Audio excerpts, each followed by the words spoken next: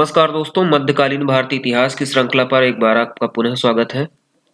मध्यकालीन भारतीय इतिहास में हमने सल्तनत काल को प्रारंभ किया था और सल्तनत काल का ये दूसरा वीडियो है जिसमें हम आज इल्तुतमिश के जीवन चरित्र के बारे में पढ़ने वाले हैं। इल्तुतमिश के बारे में सबसे पहले इंट्रोडक्शन करेंगे, कैसे वो गुलामी से मुक्त होता है और शासक कैसे बनता है, कौन कौन से उसके दरबारी कवि होते हैं, उसके द्वारा किए गए प्रमुख कार्यों और अभियानों को पढ़ेंगे और साथ ही जो सबसे महत्वपूर्ण प्रश्न जहां से बनते हैं उसके स्थापत्य को भी हम पढ़ने वाले हैं। अपने पिछले वीडियो में हमने कुतुबुद्दीन ऐबक के बारे में पढ़ा था और कुतुबुद्दीन ऐबक का उत्तराधिकारी उसका बेटा आराम शाह किस तरह से असफल शासक सिद्ध होता है इसके बारे में हम आपको बता चुके हैं। और इसी परिणाम स्वरूप इल्तुतमिश उसके पास आता है और जूद के युद्ध में उसको हरा करके शासक बनने की प्रक्रिया में आगे बढ़ जाता है। तो क्या होता है इल्तुतमिश के साथ, आइए देखते हैं। सबसे पहले उसके नाम के अर्थ को समझ लेते हैं। इसके नाम का अर्थ क्या है? साम्राज्य का स्वामी। मूल नाम इसका शमसुद्दीन था, जब बचपन का इसका नाम था शमसुद्दीन था। बाल्यावस्था से काफी सुंदर, विद्वान, रूपवान था। इस वजह से इसके भाई जलते थे और इस चुप्पे से मेले में ले जाकर के इसे गुलामों के व्यापारी को बेच देते हैं। उस समय गुलामों का व्यापार काफी फला फूला करता था, यानी एक ट्रेंड हुआ करता था। लोग बच्चों को खरीदते थे, उनको अपना गुलाम बनाते थे, उनको अच्छी शिक्षा देते थे और बाद में राजाओं के पास उनको बेच दिया करते थे। तो इसी तरह का एक व्यापारी हुआ करता था, उसका नाम था जमालुद्दीन मोहम्मद चुस्त कबा। किसी तरह से बिकते बिकाते ये कई लोगों के हाथ में जाते हुए फिर इस व्यक्ति के हाथ में पहुंच जाता है, जमालुद्दीन मोहम्मद चुस्त कबा के हाथों में। ये ले जाता है सुल्तान गौरी के पास बेचने के लिए, लेकिन सुल्तान गौरी इल्तुतमिश और उसके साथ एक अन्य व्यक्ति तमगाज रूमी, इन दोनों को खरीदने के लिए जो बोली लगाता है वो बोली चुस्तकबा को बहुत कम लगती है। कितनी बोली लगी थी? 1000 स्वर्ण मुद्राओं की बोली लगी थी। इतने में सौदा नहीं होता है और इस तरह से चुस्तकबा इन दोनों लोगों को लेकर के वापस चला जाता है। इस बात से नाराज हो जाता है गौरी, और गौरी ने क्या कर दिया, गजनी में इनको बेचने से प्रतिबंध लगा दिया कि अब जाओ, तुम गजनी में दोबारा इनको कभी नहीं बेच सकते हो। इसके बाद क्या होता है, बाद में जब गौरी का गुलाम है ऐबक, ऐबक काफी ज्यादा प्रभावित था इनसे। इस तरह से ऐबक के कहने पर इनको लाया जाता है दिल्ली और दिल्ली बुला करके इनको खरीद लिया जाता है 1 लाख जीतल में। तो इस तरह से ऐबक का दास बनाया जाता है इल्तुतमिश को। काफी ज्यादा योग्य था, पढ़ा लिखा था, इस वजह से ऐबक ने शुरू में ही इसको एक पद दे दिया और यह पद काफी महत्वपूर्ण हुआ करता था, सरे जादार या सरे जहादार। इसका अर्थ होता था अंगरक्षकों का प्रधान, यानी जो भी राजा होता था, राजा के महल में जो भी बॉडीगार्ड हुआ करते थे, उन बॉडीगार्ड का जो हेड होता था उसको सरे जादार कहा जाता था। इस पद को प्रदान कर दिया जाता है। बाद में काफी ज्यादा प्रभावशाली व्यक्ति निकलता है, ये प्रतिभावान व्यक्ति निकलता है और इस तरह से इसके पदों में लगातार वृद्धि होती जाती है और अंततः अपनी पुत्री का भी विवाह इल्तुतमिश के साथ कर दिया जाता है कुतुबुद्दीन ऐबक के द्वारा। यहाँ से प्रश्न काफी ज्यादा बनते हैं। यह एक इलबारी तुर्क था, यह प्रश्न बहुत पूछा जाता है। 4 शासकों के नाम दे करके पूछा जाएगा कि कौन सा एक व्यक्ति इलबारी तुर्क था और इसने यहाँ पर आकर के शमसी वंश की स्थापना की थी। शमसी वंश को मुइजी वंश भी कहा जाता है, ये भी आप ध्यान रखेंगे। सुल्तान बनने से पूर्व भी बदायूं का इक़्तिदार था और बदायूं से आ जाता है दिल्ली, दिल्ली में आराम शाह को मार करके सुल्तान बन जाता है। गुलामी से मुक्ति इसको कैसे मिली? अभी तक तो ये गुलाम था, गुलामी से मुक्ति इस कारण से मिलेगी, एक बार मोहम्मद गौरी खोखरों का दमन कर रहा था। खोखर एक जनजाति हुआ करती थी सिंध के आसपास के क्षेत्रों में। उनके विद्रोह का दमन करने के लिए, खोखरों के विद्रोह का दमन करने के लिए गौरी ने सेना बुलाई। किससे कहा सेना के लिए? ऐबक से कहा कि भैया एक सेना भेजो, मेरे पास सेना कमजोर है। उस सेना में इल्तुतमिश भी शामिल था। इल्तुतमिश ने सेना के साथ खोखरों का डट कर के सामना किया और सिंधु नदी के बीचों बीच तक उनको खदेड़ दिया था और सिंधु नदी में बीच में जा करके उनको खूब ललकार रहा था। इस बात से काफी प्रभावित हुआ, काफी खुश हुआ। कौन खुश हुआ? गौरी खुश हुआ और गौरी ने ऐबक से कहा था कि ये अच्छा लड़का है यार, इसको जो है आगे चल करके आप क्या कर दो, स्वतंत्र कर दोगे। इस तरह से ऐबक ने इसको गुलामी से आजादी दे दी और ये यहाँ से आजाद हो गया था। याद रखिए, शासक बनने से पहले ये स्वतंत्र हो गया था, गुलाम नहीं रह गया था। शासक कैसे बना, इसकी भी लंबी कहानी है। आपको अभी पीछे बताया गया कि जूद की युद्ध को इसने जीत लिया था। जीतने के बाद जब इल्तुतमिश राजा बनने का प्रयास करता है तो कुछ लोग इसको रोकते हैं। कौन रोक रहा है? काजी वजीह उद्दीन नामक एक व्यक्ति है। ये विधि के ज्ञाता हैं, विधि विशेषज्ञ हैं। इन्होंने कहा कि नहीं, ये तो एक गुलाम था और इसको राजा कैसे बनाया जा सकता है। इस बात को जब सुना, किसने सुना? इल्तुतमिश ने। इल्तुतमिश ने अपना जो मुक्ति पत्र था वो निकाला और दिखा दिया सब लोगों को, देखो भाई, मैं गुलाम नहीं हूँ, मेरे पास मुक्ति पत्र है, मुझे पहले ही स्वतंत्र कर दिया गया है।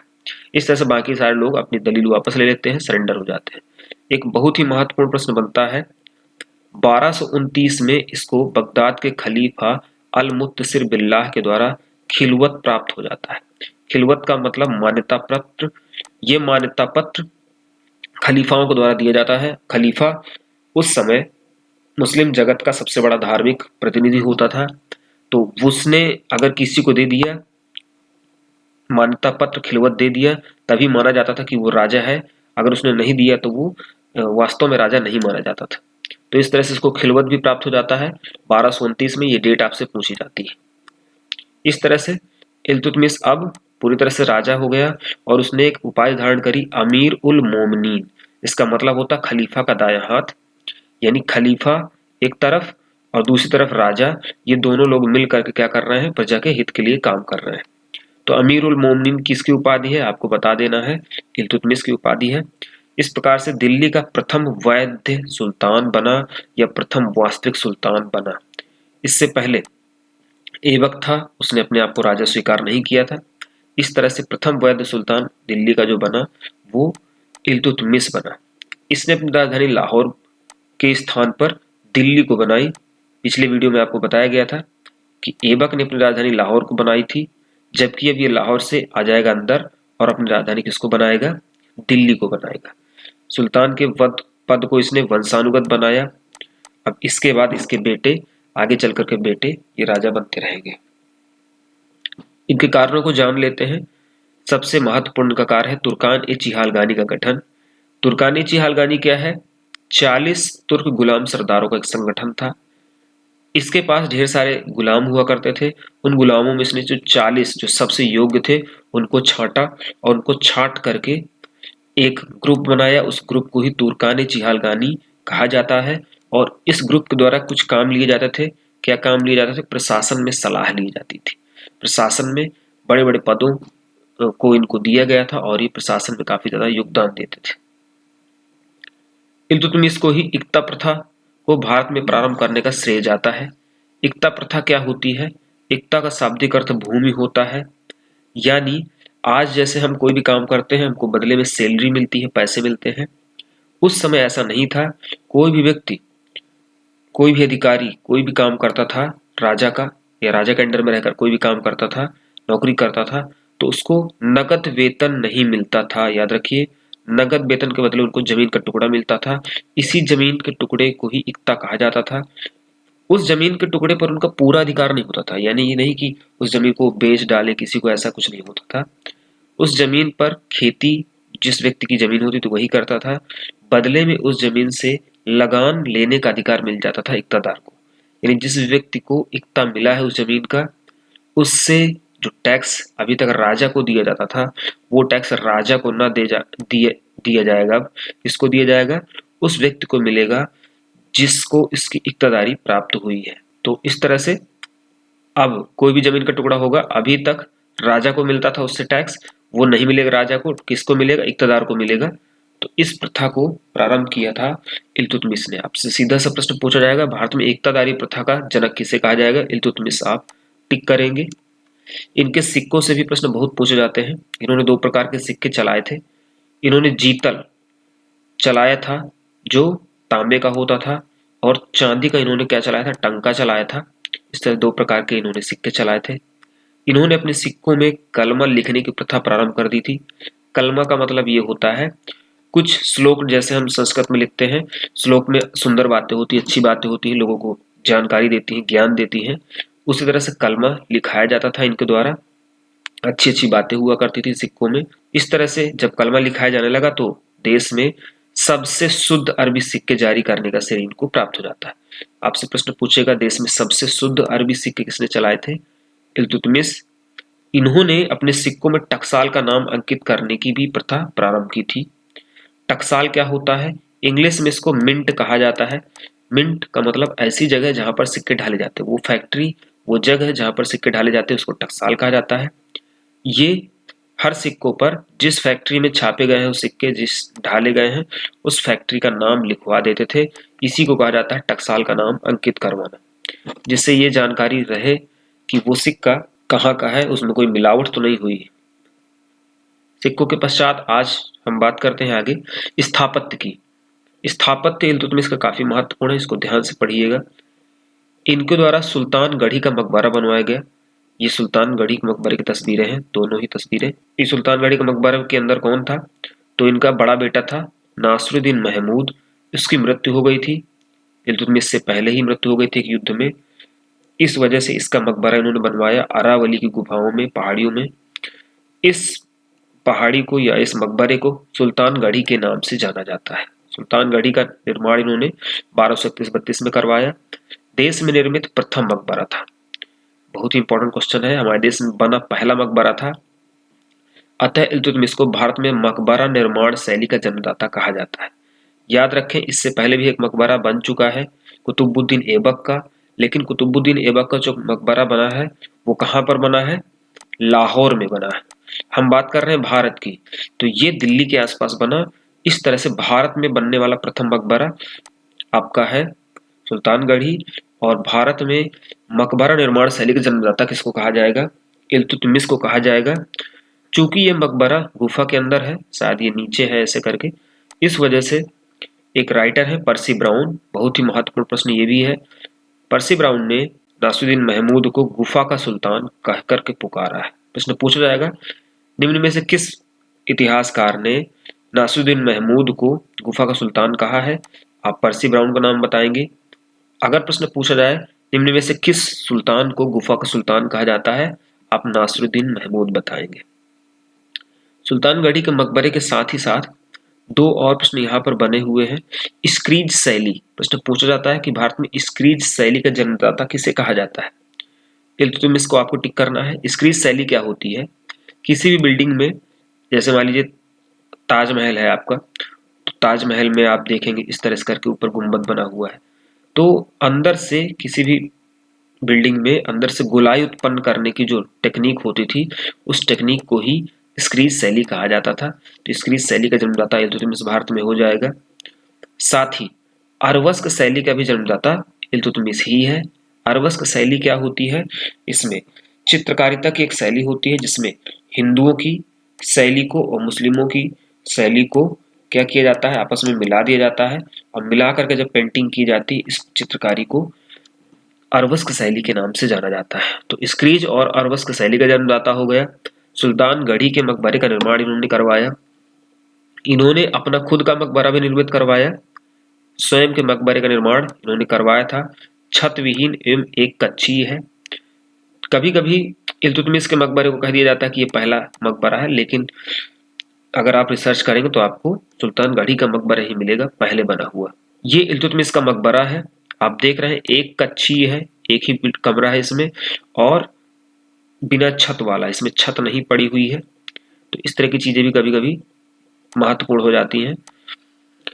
इसने समकालीन महान सूफी संत कुतुबुद्दीन बख्तियार काकी को समर्पित करते हुए कुतुब मीनार का निर्माण करवाया था, जिस पर हम कई बार चर्चा कर चुके हैं। कुतुब मीनार का इन्होंने निर्माण करवाया था। आपको पता है कि एक बिल्डिंग या एक खंड बनवा करके ऐबक क्या हो जाता है, उसकी असामयिक मृत्यु हो जाती है। इस तरह से इसने बाकी 3 जो खंड है उनका निर्माण करवाया था इल्तुतमिश ने। मैंने आपको बाद में बताया था कि एक खंड फिर टूट करके गिर जाता है, उसका निर्माण आगे चलकर शासकों ने करवाया था। गंधक की बावली का निर्माण भी करवाया था। ये गंधक की बावली है, इसका निर्माण कुतुबुद्दीन बख्तियार काकी के लिए करवाया था। बावली में पानी होता है और ये पानी का इस्तेमाल बख्तियार काकी करते रहे होंगे। इन्होंने हौज शमसी नामक एक तालाब का निर्माण भी करवाया था। हौज शमसी, ये है हौज शमसी, इस तालाब का निर्माण करवाया था जलापूर्ति के लिए। अतर्किन का दरवाजा इन्होंने जोधपुर के निकट नागौर में करवाया था निर्माण। ये अतर्किन का दरवाजा है आपका। इसी अतर्किन के दरवाजा से आगे चल करके प्रेरणा लेकर के अकबर ने एक बहुत ही सुंदर बिल्डिंग बनवाई जिसको कहा जाता है बुलंद दरवाजा। तो बुलंद दरवाजे का निर्माण अकबर ने फतेहपुर सीकरी में करवाया था, इसी से प्रेरित होकर के। एक अगली महत्वपूर्ण घटना है राजा भोज की धारा नगरी। धारा नगरी राजधानी हुआ करती थी राजा भोज की। राजा भोज परमार शासक थे, आप राजपूत वाले टॉपिक में कभी पढ़ेंगे। तो धारा नगरी उन्होंने, उनकी राजधानी थी धार। उस राजधानी में उन्होंने एक विद्यालय स्टार्ट किया था। विद्यालय का नाम था भोजशाला। यहाँ पर आप देख सकते हैं भोजशाला नामक विद्यालय था। इस विद्यालय में थोड़ा सा हिस्सा आप देखेंगे तोड़ करके एक बिल्डिंग बनाई इन्होंने, और ये दरगाह बनाई, मस्जिद बनाई। इसका नाम था कमाल मौला मस्जिद। आप सीधे तौर पर देख रहे हैं यहाँ पर एक बिल्डिंग हुआ करती थी पूरी सी, भोजशाला विद्यालय हुआ करता था। इस विद्यालय में ही दीवार को तोड़ करके आधे में एक नई बिल्डिंग बना दी गई है। इस बिल्डिंग को कमाल मौला मस्जिद के नाम से जाना जाता है। आपसे प्रश्न पूछा जाएगा कमाल मौला मस्जिद का निर्माण किसने करवाया, आप इल्तुतमिश का नाम बताएंगे। मोइनुद्दीन चिश्ती का मकबरा निर्माण इन्होंने अजमेर में करवाया था। अजमेर वाला क्वेश्चन बहुत पूछ जाता है, जनरल सही क्वेश्चन है कि मोइनुद्दीन चिश्ती का मकबरा कहाँ पर स्थित है, अजमेर में। मोइनुद्दीन चिश्ती थे कौन, तो भारत में चिश्ती सिलसिले का जनक इन्हें कहा जाता है, और इन्हें बाबा गरीब नवाज के नाम से जाना जाता है, या ख्वाजा गरीब नवाज के नाम से भी जाना जाता है। KGN 60 में आप लिखा हुआ देखते हैं गाड़ियों में, तो KGN के नाम से इन्हीं को जाना जाता है। इनकी और भी लंबी कहानी है, उनको भी हम जानेंगे जब हम मुस्लिम आक्रमणकारियों वाले टॉपिक को पढ़ेंगे। 1236 में ही मोइनुद्दीन चिश्ती की मृत्यु होती है अजमेर में, और इसी के कुछ महीनों बाद इल्तुतमिश की भी मृत्यु हो जाती है। तो अपनी मृत्यु से पहले उसने इसका निर्माण कंप्लीट करवा दिया था। अब आगे चल के इसके अभियानों के बारे में बात कर लेते हैं, किस किस के साथ इन्होंने युद्ध लड़े और किस तरह से जीते। इनके युद्धों में पहला युद्ध है एलदौज। हमने आपको पहले ही बताया था कि एलदौज कुवाचा ये लोग संघर्ष कर रहे थे, काफी ज्यादा परेशान कर रहे थे कुतुबुद्दीन ऐबक को। ऐबक ने वैवाहिक नीति अपना करके इनको शांत कर दिया था, क्योंकि वो उसकी कंडीशन उतनी ज्यादा मजबूत नहीं थी भारत में। लेकिन जब इल्तुतमिश राजा बना तो ये लोग फिर से उत्पात मचाने लगे। तो क्या होता है इसके साथ, एलदौज के साथ, चलिए देख लेते हैं। ये मान लेते हैं ये भारत का एरिया है, इधर आपका कुवाचा का एरिया है यानी पाकिस्तान यानी सिंध हो गया, और इधर आपका एरिया है किसका, एलदौज का। ठीक है, एलदौज के बगल में आपका एक और रीजन है ईरान, और ईरान में ख्वारिज्मों का शासन हुआ करता था। किसका शासन था, ख्वारिज्मों का। आप जानते हैं कि जब प्रारंभ में इल्तुतमिश अपना सत्ता प्रारंभ कर रहा था, राजा बना था नया नया, तो वो दिल्ली के जो दरबारी थे या तमाम षड्यंत्रकारी थे उनसे अपने आप की सुरक्षा कर रहा था, उनसे निपट रहा था। ऐसे कंडीशन में एलदौज ने इसको भिजवा दिया। क्या क्या भिजवाया, छत्रदंड राज चिन्ह भिजवा दिए। इस राज चिन्ह के भिजवाने का मतलब ये है कि एलदौज के अंडर में काम कर रहा है कौन, इल्तुतमिश। अपने आप को बड़ा साबित करवाने के उद्देश्य से एलदौज ने इन चीजों को भिजवा दिया। इसकी कंडीशन अच्छी नहीं थी इल्तुतमिश की, इसने चुपचाप इन चीजों को स्वीकार कर लिया और मान लिया कि हम आपके अंडर में काम कर रहे हैं। लेकिन अब कहानी पलट गई है, ख्वारिज्मों ने अटैक कर दिया है एलदौज के ऊपर। एलदौज यहाँ से भाग कर कहाँ गया है, कुवाचा के एरिया में गया है, कुवाचा को भगा दिया है बाहर। इस स्वयं कुवाचा की जगह में आया है और इसने लाहौर को छीन लिया है। लाहौर में अड्डा बनाने के बाद इसने अटैक किया अपने पड़ोसी राज्य में, यानी दिल्ली के आसपास के क्षेत्रों में अटैक किया। इसने थानेश्वर को जीत लिया और अपना दावा किया दिल्ली पर, कहा कि दिल्ली भी मेरी है। इसने आगे बढ़ने का प्रयास किया, अतः दोनों के बीच में टकराव हुआ। किस जगह पर टकराव हुआ, इस जगह पर हुआ, हरियाणा में एक स्थान है तराइन। इस तराइन नामक स्थान पर दोनों का टकराव हुआ। इधर से दिल्ली से कौन आया, इल्तुतमिश, और ऊपर से कौन आया, वहां से सिंध के पास से कौन आ गया, आपका एलदौज आ गया। तो एलदौज और इल्तुतमिश के बीच में संघर्ष होता है। इस संघर्ष को तराइन का तृतीय युद्ध कहा जाता है। आप जानते हैं तराइन का प्रथम और तराइन का द्वितीय युद्ध हो चुका है 1191-92 में, और वो युद्ध किसके किसके बीच में हुए हैं, तो आप जानते हैं अच्छी तरह से गौरी और पृथ्वीराज चौहान के बीच में। तो वो कंप्लीट हो गए हैं 2 युद्ध। अब तराइन का तीसरा युद्ध हो रहा है। डेट बहुत इंपॉर्टेंट है, 1215 में तराइन का तीसरा युद्ध हो रहा है एल्दौज और इल्तुतमिश के बीच में। परिणाम सबको पता है, एल्दौज बुरी तरह से हार जाता है और इल्तुतमिश विजयी हो जाता है। विजय होने के पश्चात इसने अपने दूसरे शत्रु का भी वहीं पर सफाया कर दिया, कुवाचा। कुवाचा जिसको भगा दिया गया था, किसके द्वारा? इल्तुतमिश के द्वारा बाहर भगा दिया गया था। तो इसने कुवाचा ने दोबारा आकर के सिंध पर अपना अधिकार कर लिया और ये फिर से झगड़ने लगा। इस तरह से फिर से इसको खदेड़ा गया यहाँ से, और खदेड़ करके इसको विवश किया गया कि ये सिंधु नदी में डूब करके आत्महत्या कर लिया। एल्दौज और कुवाचा का खात्मा हो गया। लेकिन अभी एक दूसरी मुसीबत आने वाली, मंगोल आक्रमण का खतरा। काफी महत्वपूर्ण यहाँ से प्रश्न पूछे जाते हैं, इसको ध्यान से आप समझ लेंगे। अभी अभी हमने आपको बताया ईरान के आसपास ख्वारिज्मों का शासन था। अभी ख्वारिज्मों ने अटैक किया था किसके ऊपर? एल्दौज के ऊपर। लेकिन अब ख्वारिज्मों के ऊपर अटैक होने वाला है। ख्वारिज्म ईरान पर शासन करते थे, उनके ऊपर अटैक किया इस व्यक्ति ने। इस व्यक्ति का नाम क्या है? आप जानते हैं अच्छी तरह से, चंगेज खान। चंगेज खान, जिसका तैमूचिन भी नाम है, बहुत बड़ा मंगोल आक्रमणकारी था, बहुत बड़ा मंगोल शासक था, बहुत ही पावरफुल था। इसने अटैक किया ईरान के ऊपर। ईरान के ऊपर जब अटैक किया गया तो ईरान का जो शासक था, शासक का नाम था मोहम्मद ख्वारिज्म शाह, जलालुद्दीन मोहम्मद ख्वारिज्म शाह। तो ये भाग गया डर करके, कहाँ? कैस्पियन सागर की ओर, इधर भाग गया। लेकिन इसका लड़का जलालुद्दीन मंगबरनी भारत की ओर भाग आया। अब ये भारत की ओर जब भाग आया तो ये भारत के लिए खड़ी करेगा मुसीबत। आप अच्छी तरह से देख रहे हैं, 3 लोगों के यहाँ पे फैक्टर आपको बताए जा रहे हैं। ये आपके चंगेज खान है। चंगेज खान ने ख्वारिज्मों के ऊपर अटैक किया है। ख्वारिज्म ईरान पर शासन करने वाले लोग हैं, शासक हैं। तो उनका जो राजा था वो भाग गया इधर कैस्पियन सागर की ओर, उससे हमें कोई ज्यादा लेना देना नहीं है। उसका बेटा जलालुद्दीन मांगबरनी भारत की ओर आ गया है। जब भारत की ओर आ गया है तो भारत की बॉर्डर में रुक गया है और रुक करके दिल्ली में प्रार्थना पत्र भेज रहा है। इल्तुतमिश को कह रहा है कि भैया मुझे बुला लीजिए, मैं यहाँ रहना चाहता हूँ, रुकना चाहता हूँ। इल्तुतमिश इस बात को अच्छी तरह समझ गए हैं। वो जानते हैं अगर ये मांगबरनी अंदर आएगा भारत तो हो सकता है इसके पीछे पीछे चंगेज खान इसके पीछे पीछे चला है और वो भी भारत में अटैक कर दे। इस खतरे को भांप लेते हैं और उन्होंने कहा कि बहाना बनाया कि दिल्ली की जलवायु आपके अनुकूल नहीं है, कृपया करके आप कहीं और चले जाइए। इस तरह से उसको नहीं मिला जब अड्डा, तो मंगबरनी यहाँ से चला गया बाहर और इस तरह से इल्तुतमिश के काल में मंगोल आक्रमण का खतरा टल गया।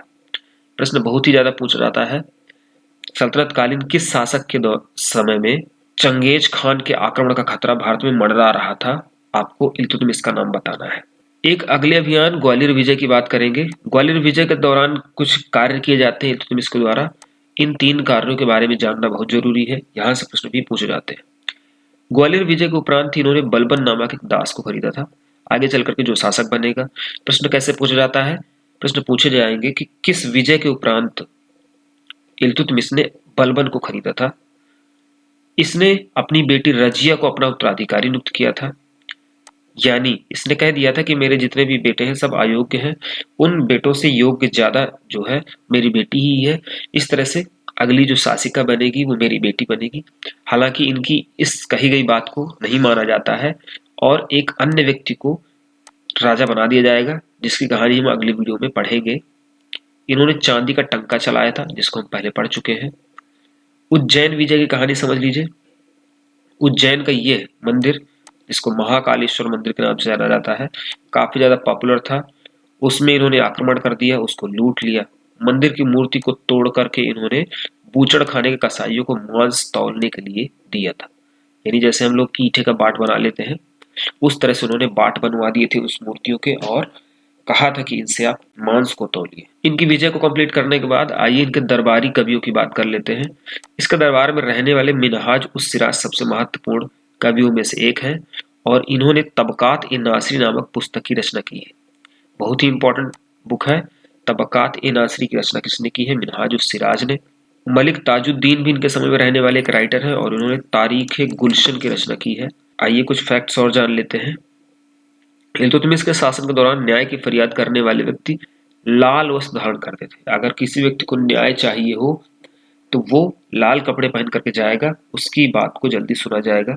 इब्न बतूता कह रहे हैं कि इल्तुतमिश ने अपने महल के दरबार पर 2 संगमरमर के शेर जिसमें घंटियां लटकती रहती थी का निर्माण करवाया था। यानी अपने महल के बाहर शेर इन्होंने बनवा दिए थे और शेर के गर्दन में क्या लटकती रहती थी, घंटियां। उन घंटियों को बजाकर कोई भी व्यक्ति न्याय की फरियाद कर सकता था। प्रश्न यही पूछा जाएगा कि ये स्टेटमेंट किसने दिया है? इब्न बतूता ने दिया है। किसके लिए दिया है? तो इल्तुतमिश के लिए दिया है। अंततः 30 अप्रैल 1236 को इनकी मृत्यु हो जाएगी और दिल्ली में इनको दफना दिया जाएगा। दिल्ली में इनके मकबरे को भी आपको दिखाया गया है, ये इनका मकबरा है और मकबरे में इनकी ये कब्र है।